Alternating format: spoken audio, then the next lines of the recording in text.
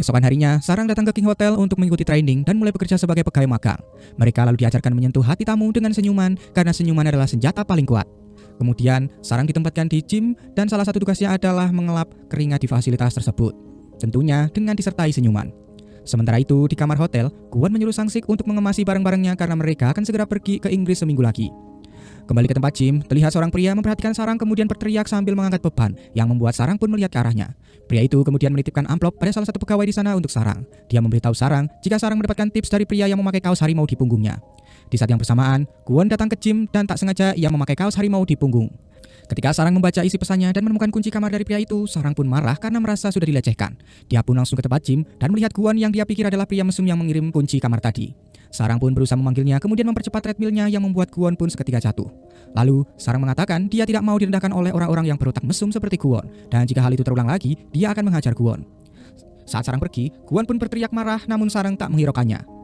Tak berselang lama, Hwaran datang dan memperingatkan Kwon agar tak berteriak di sana. Namun, Kwon memintanya agar memperlakukannya selayaknya tamu hotel selama ia tinggal di sana.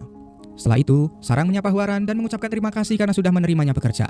Hwaran lalu bertanya apakah Sarang sudah ikut pelatihan pegawai baru, dan Sarang pun menjawab sudah. Hwaran lalu mengajukan pertanyaan kepada Sarang, yang dengan gembira Sarang bisa menjawabnya dengan lancar, bahkan dalam bahasa Inggris yang membuat Hwaran terkesan kemudian mengatakan pada manajer untuk memindahkan Sarang ke lobi. Hwaran beranggapan jika staf bagus seperti Sarang semestinya ditempatkan di sana, dan langsung menyuruh sang manajer untuk memberikan kontrak 1 tahun kepada Sarang. Setelah itu, manajer Sarang yang masih tidak bisa terima Sarang dipindahkan ke lobi mengatakan jika kemampuan bahasa Inggris Sarang biasa-biasa saja. Namun, Sarang malah menunjukkan kemampuan bahasa Mandarin dan Jepang yang membuat teman-temannya di sana terkesan. Di sisi lain, Hwaran datang ke kamar Kwon dan memberitahu waktu check out-nya sudah lewat dan menyuruh Kwon agar segera pergi. Hwaran juga mengatakan tidak perlu menelepon ayahnya karena Hwaran yang akan memberitahunya sendiri.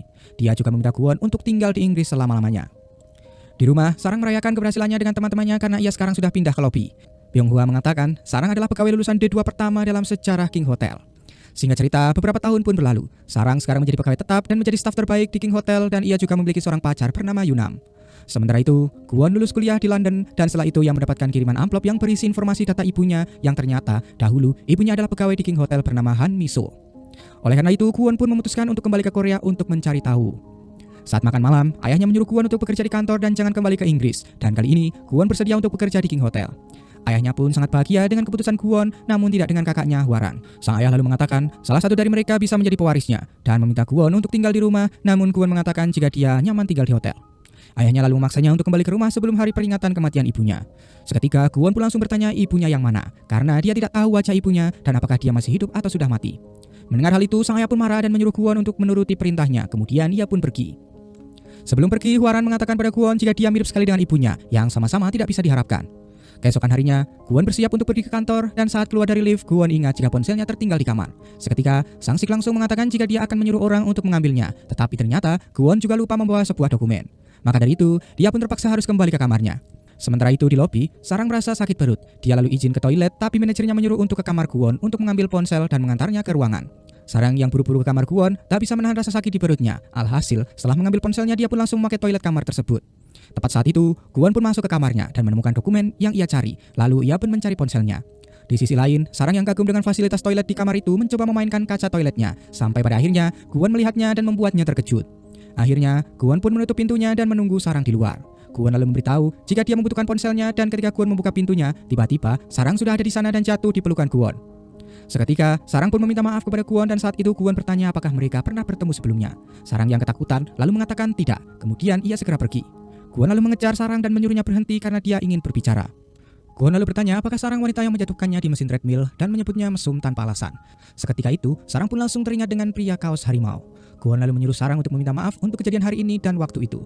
Sarang pun bersedia meminta maaf untuk kejadian hari ini, namun dia tidak mau untuk kejadian waktu itu karena Kwon lah yang salah.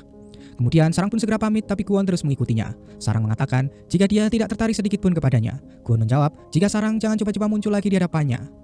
Singkat cerita, Kwon menghadiri acara pelantikan penyambutan dirinya sebagai manajer umum di King Hotel. Sarang yang melihatnya pun merasa terkejut karena pria mesum itu ternyata manajer umumnya yang baru.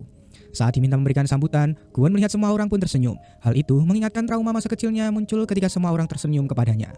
Setelah itu, Sarang akan memberikan bunga. Sebagai staf terbaik, dia mewakili staf yang lainnya untuk menyambut manajer umum mereka yang baru. Sarang pun lalu menutupi wajahnya dengan bunga dan Kwon yang tahu mengatakan jika mereka bertemu lagi.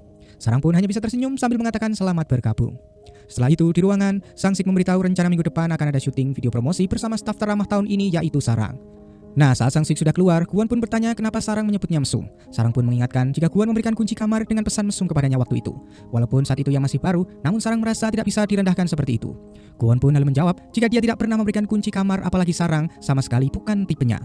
Sarang pun memberitahu jika saat itu Kwon memakai kaos gambar harimau, namun Kwon menganggap Sarang tidak teliti dan tak mencari tahu terlebih dahulu apakah Kwon pria yang dimaksud. Sarang pun lalu meminta maaf sambil tersenyum dan Kwon langsung menyuruhnya untuk tidak tersenyum karena dia paling benci dengan senyuman orang yang tidak tulus. Malam harinya sebagai perwakilan pegawai, Sarang datang bersama sang Sik ke acara jamuan malam penyambutan. Setelah itu, ayah Kwon mengucapkan terima kasih untuk kehadiran semua tamu dan mohon dukungan mereka untuk manajer umum yang baru. Saat sedang bersulang, suara Sarang terdengar yang paling keras yang membuat semua orang melihat ke arahnya dan ayah Kwon pun bertanya siapa wanita itu. Hwaran lalu mengatakan jika dia adalah staf terbaik di hotel mereka. Dia hadir sebagai perwakilan pegawai yang lain. Setelah itu, ayah Kwon pun memintanya untuk memberikan sambutan sebagai perwakilan pegawai dan Sarang memberikan sambutan dengan sangat ceria yang membuat ayah Kwon pun menyukainya. Setelah itu, giliran Kwon yang memberikan sambutan di mana dia mengatakan akan membuat Hotel King menjadi hotel tanpa senyuman yang terpaksa. Setelah acara selesai, Sarang pun pulang dan belum tidur. Dia membuka bukunya yang dia beri nama Hotel Liar dan menemukan gambar yang dia buat ketika kecil di mana dia menggambar dirinya dan ibunya serta hotel impiannya.